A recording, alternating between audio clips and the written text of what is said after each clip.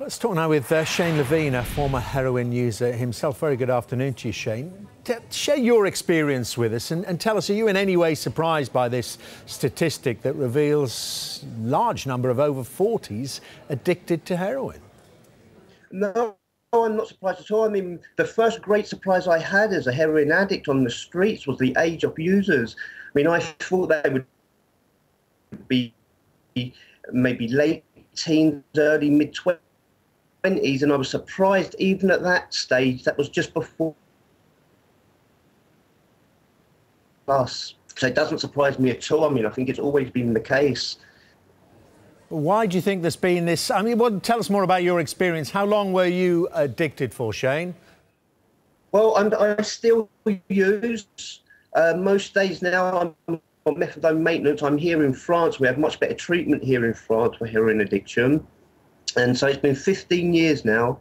So I'm one of those aged addicts. I'm 39 now, getting into my 40s. So I'm one of those aged addicts that you're talking about. I think, you know, heroin is a long-term drug addiction. The average lifespan of an addiction is 10 years. And because it covers long-term problems, you know, of depression, traumatic events, it doesn't really stem from a cultural, something cultural, you know. Was that your case, Shane? I mean, that it was, I mean, you were using it as a crutch. It was still to mask some deeper feelings. I think for most people, especially long-term addicts, that's why it's a long-term problem. We have problems behind that. For me, I mean, it was a mixture of things, you know. I mean, I wasn't feeling very well in life at a certain moment, and I tried heroin, and I realised that I had a normal day for the first time in a long time, and it's very hard when you're in pain, a psychological pain that you can't take paracetamol for, you can't get help for, and suddenly you find something that really calms you. And it's very hard not to take that the next day and the next day.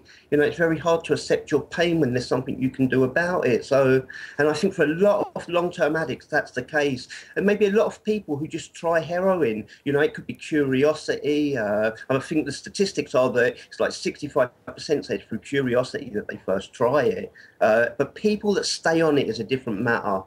Trying heroin and getting addicted to heroin and killing yourself with heroin is a very different thing. So do you think, Shane, we need a bit more sophistication about our understanding of drugs? There are those that just say all drugs are drugs and are more or less the same, but some, like heroin, well, we know the dangers of it, but some people take other drugs, quite frankly, because they want to have fun. Yeah, well, I think that's the main difference. All other drugs are recreational when people use them to heighten the experience of life. But heroin is not used to heighten the experience of life. It's used to numb life to an acceptable level where the user can handle life. So I think we have to take heroin out of this kind of like street drug market that it's in. It's not really used in that way. It's used in a very different way. Heroin is a drug apart, and it's used. It's not used for party. It's not used to get high.